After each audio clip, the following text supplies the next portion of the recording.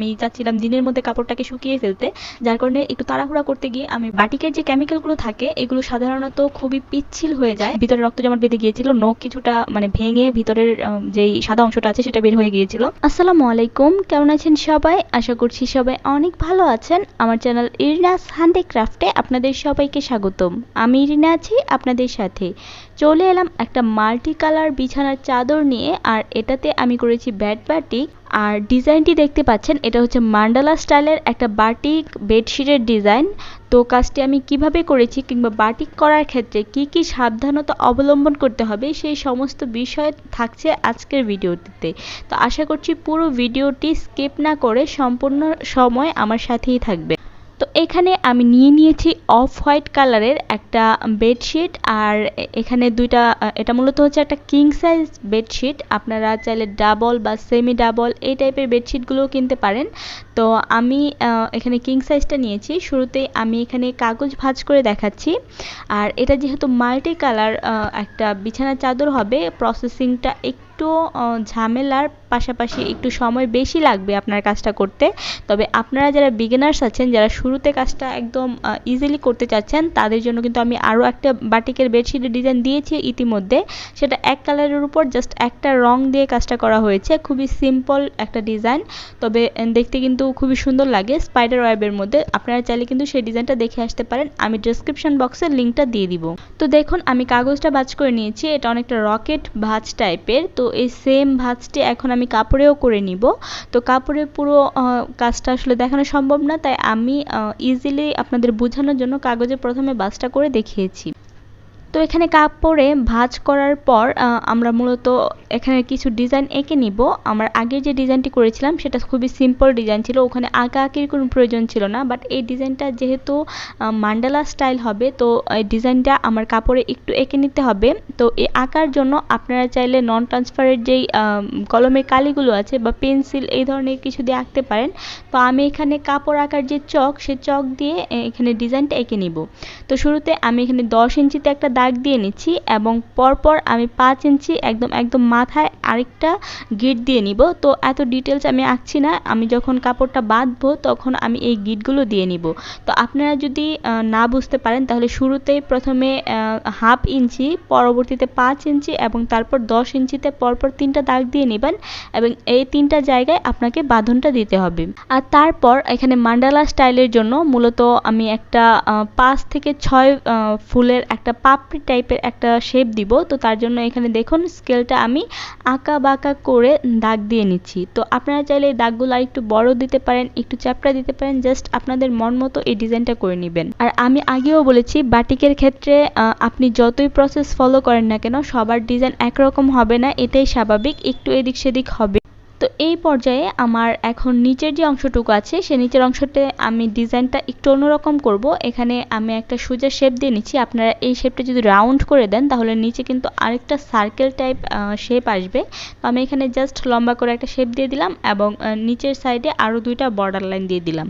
তো এই এখানে আমার 3 ধরনের ডিজাইন হবে। আপনারা চাইলে যদি এত ভেজাল করতে না চান তাহলে এই আঁকা বাঁকা শেপটা পুরো ডিজাইনটিতে দিতে পারেন, কিংবা আঁকা বাঁকা শেপটা দেওয়ার পর জাস্ট রাউন্ড করে উপরের যে রকম গিট দিয়ে দিয়েছেন এই সেম টাইপের গিটটা এখানে দিয়ে দিতে পারেন স্পাইডার ওয়েবের মাধ্যমে, হলে কিন্তু আরেকটা নতুন ডিজাইন ক্রিয়েট হবে। তো আমি জাস্ট একটু গর্জিয়াস ভাবে কাজটা করতে চাচ্ছি, তার জন্য এভাবে করি। এই কাজটা করার সময় আমি বেশ কিছু অ্যাক্সিডেন্টের সম্মুখীন হয়েছি, বেশ কিছু না, মানে একটাই অ্যাক্সিডেন্ট হয়েছিল আমার, যেহেতু কাজটা আর অনেক আগের করা, আর বড় সড়ো ধরনের আমি ব্যথা পেয়েছিলাম। তো আমি সেটাই মূলত আপনাদের সাথে শেয়ার করব, বাটিক করার ক্ষেত্রে কি কি সাবধানতা আপনাদের অবলম্বন করতে হবে।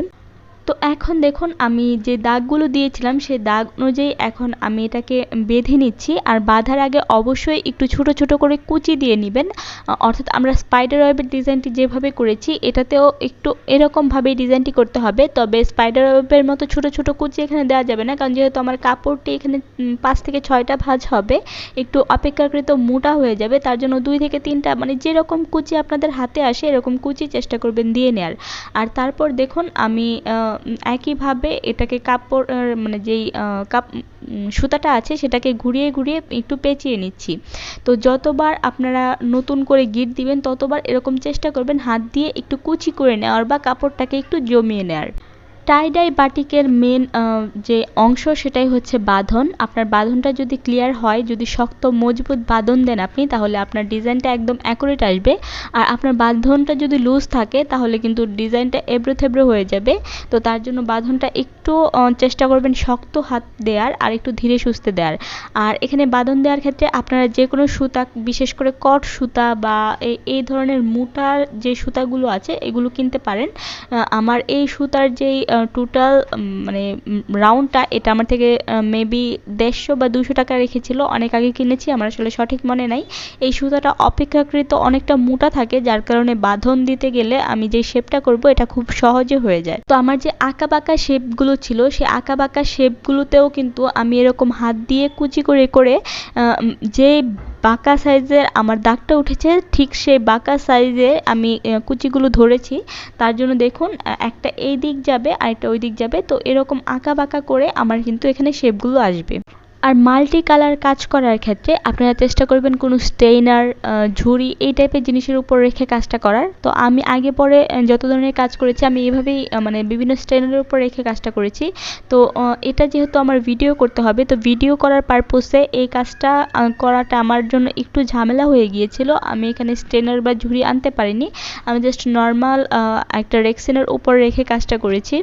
কাজ করার সময় আসলে বেশ কিছু অসুবিধা আমার হয়েছে, যেমন রং মানে অ্যাপ্লাই করার সময় আমি নর্মালি বিভিন্ন টিউবের মাধ্যমে রংটা অ্যাপ্লাই করি, বাট তখন আমার হাতের কাছে যে টিউবগুলো ছিল সেগুলোতে অলরেডি আমি আগের দিন কালার মানে নষ্ট করে ফেলেছিলাম, সেগুলো ধোয়া হয়নি, যার কারণে আমি চামচ দিয়ে কালারগুলো অ্যাপ্লাই করছিলাম।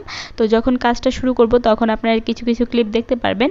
তো এই চামচ দিয়ে অ্যাপ্লাই করার কারণে একটা অংশে দেখা গেছে রংটা খুব ডিপ হয়ে গিয়েছে, আরেকটা অংশে দেখা গেছে কালারটা এতটা মানে ডিপ হয়নি, একটু হালকা। যেমন শুরুতে আপনারা আমি যখন বিছানা চাদরটা দেখিয়েছি তখন হয়তো বা খেয়াল করেছেন। এই ক্ষেত্রে আপনারা রংটা চেষ্টা করবেন টিউবের মাধ্যমে দেওয়ার এবং ঘুরিয়ে ফিরিয়ে একটু বেশিক্ষণ রংটা মানে কাপড়ের সাথে একটু বেশিক্ষণ রংটা রাখার। তো আমি খুব বেশিক্ষণ রংটা রাখতে পারিনি, কেন রাখতে পারিনি সেটা আমি পরে বলছি। এখানে দেখুন আমি রংগুলো প্রথমে গুলিয়ে নিব। আমি 3টা বাটি নিয়েছি। এখানে বাটি সিলেক্ট করার ক্ষেত্রে বা পাতিল সিলেক্ট করার ক্ষেত্রে আমি একটা ডিসক্লেমার দিতে চাই, আপনারা চেষ্টা করবেন সিলভারের যে কোনো পাতিল বা বাটি অ্যাভয়েড করার, কারণ একটু পরে দেখতে পারবেন আমি যেই সিলভারের যে পটটাতে আমি কালারটা গুলাচ্ছি এখানে কি ধরনের রিয়াকশন হয়। এখানে প্রচুর ফেনা হয়, ফেনা হতে হতে রং কেমিক্যাল সব উপচে পড়ার মতো অবস্থা হয়। তো আমি সবসময় বড় পাতিলে বা বড় বলে কাজগুলো করি, তো এখানে ভিডিওর পারপোজে আমাকে ছোট বাটি ইউজ করতে হয়েছে, যার কারণে দেখা গেছে এখানে আমার অনেকটা রং নষ্ট হয়ে গিয়েছে। রং আমি 1.5 তোলা পরিমাণ করে নিয়েছি, 1.5 তোলা রং এবং সমপরিমাণ কেমিক্যাল। আর এখানে আমি যে 3টা কালার ইউজ করেছি এই কালারগুলো হচ্ছে গোলাপি কালার, হলুদ আর হচ্ছে টিয়া কালার। এটা পুরো সবুজ হবে না, কিছুটা হালকা কলা পাতা টাইপের যে কালারটা আছে সেটা হবে। আপনাদের পছন্দ মতো কালার সিলেক্ট করতে পারেন। আর এই 3টা রঙে কিন্তু ভ্যাট কালার। আপনারা যদি 2 গ্রুপের কালার মিলিয়ে করতে চান তাহলে অবশ্যই এটা খেয়াল রাখবেন যে ভ্যাট কালার আর সালফার কালার দুইটার পদ্ধতি যেহেতু একই টাইপের, তো এই 2টা কালার কিন্তু আপনারা গ্রুপ মিশিয়ে করতে পারেন, তবে প্রশিয়ান কালারটা চেষ্টা করবেন আলাদা রাখার। আর প্রশিয়ান কালারের সাথে আপনি যে সালফার কালারটা আছে কিংবা ডাইরেক্ট গ্রুপের কালারগুলো আছে সেগুলো কিন্তু কম্বিনেশন করে করতে পারেন। আমি এখানে 3টা একই গ্রুপের রং নিয়েছি, আমার কাছে সালফার কালার ছিল, তবে আমি এখানে আর বেশি কালারফুল করতে চাইনি, তার জন্য আমি 3টা কালারেই পুরো কাজটা কমপ্লিট করি। এখানে দেখুন আমার অলরেডি সিলভারের যে পাতিলটা এটাতে দেখতেই পাচ্ছেন প্রচুর রিয়াকশন হচ্ছে। এখানে স্টিলের বাটিটা একদম পারফেক্ট ছিল, আর এখানে যে মেলামাইনের বাটিটা নিয়েছি এটাতেও একটু সমস্যা হয়েছে, মানে কালার যখন আমি গুলাই তখন মানে কালারটা গুলতে চাচ্ছিল না, অনেকটা উপরে ভেসে ভেসে ছিল, নিচে তলানিতে অনেকটা রং জমে ছিল আমার। তো আমি এই জন্য আপনাদের সাজেস্ট করব স্টিলের বাটিতে কাজটা করুন। আমি নর্মালি প্লাস্টিক, স্টিল এই ধরনের পাতিলে বা বাটিতেই কাজ করি, তার জন্য এতদিন ঝামেলা হয়নি। এই ফার্স্ট আমার সিলভারের পাতিলে আরও কাজ করেছি, তবে সেটা বড় পাতিলে করেছি, এতটা সমস্যা হয়নি। আর যেহেতু এটা মাল্টি কালার কাজ, মাল্টি কালার কাজগুলো একটু সাবধানে করতে হয়। যদি আপনাদের কাছে টিউব থাকে, আমি বারবার বলছি যদি আপনাদের কাছে টিউব থাকে তাহলে চেষ্টা করবেন কালারগুলো টিউবে গুলিয়ে তারপর কাপড়ে সরাসরি অ্যাপ্লাই করার। তো আমি চামচ দিয়ে যতটা পারছিলাম কালারগুলো একে একে অ্যাপ্লাই করে নিচ্ছিলাম। এখন যে কালারটা ইউজ করছি এটা অনেকটা ডিপ দেখাচ্ছে, এটা কিন্তু হলুদ কালার, একদম কাঁচা হলুদ টাইপের একটা কালার, বাসন্তীও না, এটা একদম কাঁচা হলুদ একটা কালার। তো কালারটা এরকম কাপড়ে খুবই ডিপ দেখায়, আমি যখন ধুই তখন ওইটা এরকম ডিপ ছিল। তো পরে যখন এটা শুকিয়েছে তখন এই ডিপ ভাবটা একেবারেই চলে গিয়েছিল। তাই শুরুতে কালার দেখে ভয় পাওয়ার কিছু নেই। তো এবার আসি আমার অ্যাক্সিডেন্টের বিষয়টায়। তো মানে বাটিকের যে কেমিক্যালগুলো থাকে এগুলো সাধারণত খুবই পিচ্ছিল হয়ে যায় কাপড়টা ভেজানোর পর। মানে পিচ্ছিল বলতে অতিরিক্ত মাত্রায় পিচ্ছিল, বিশেষ করে ব্যাড কালারের যে কেমিক্যালগুলো আছে, ব্যাড কালার দিয়ে কাপড় বাটিক করার পর সেটা মানে ধোয়ার সময় হাত পা প্রচণ্ড পরিমাণ, মানে যেই জায়গায় লাগে সেই জায়গাটা প্রচণ্ড পরিমাণ পিচ্ছিল হয়ে যায়। তো আমি তো বাটিক অনেক দিন ধরে করছি, আমার বিষয়টা জানা আছে। তবুও মানে সেদিন যখন আমি কাপড়গুলো ক্লিন করছিলাম, অন্য সময় আমি বেসিনে কাপড়গুলো ক্লিন করে ফেলি, যার কারণে ফ্লোরটা খুব বেশি পিচ্ছিল হয় না। বাট সেদিন পুরো কাপড়টা আমি মানে ফ্লোরে রেখেই ক্লিন করছিলাম, যার কারণে আমার পুরো ফ্লোরটা একদম পিচ্ছিল হয়ে গেছিলো। আর আমি একটু মানে তাড়াহুড়া করে কাজটা করতে চাচ্ছিলাম, মানে একে তো রোদ চলে যাচ্ছে, আমি চাচ্ছিলাম দিনের মধ্যে কাপড়টাকে শুকিয়ে ফেলতে, যার কারণে একটু তাড়াহুড়া করতে গিয়ে আমি তো হঠাৎ করে এরকম ফ্লোরের মধ্যে আমার পাটা স্লিপ খেয়ে যায়, আর মাথার জায়গায় গিয়ে ওয়ালে বাড়ি লাগে, আর পাটা গিয়ে আরেকটা ওয়ালে লাগে, যার কারণে পায়ের আঙুলটা একদম মানে কেচে গিয়েছিল, ভিতরে রক্ত জমাট বেঁধে গিয়েছিল, নখ কিছুটা মানে ভেঙে ভিতরের যেই সাদা অংশটা আছে সেটা বের হয়ে গিয়েছিল, কপালেও মোটামুটি বেশ খানিকটা ব্যথা পেয়েছিলাম।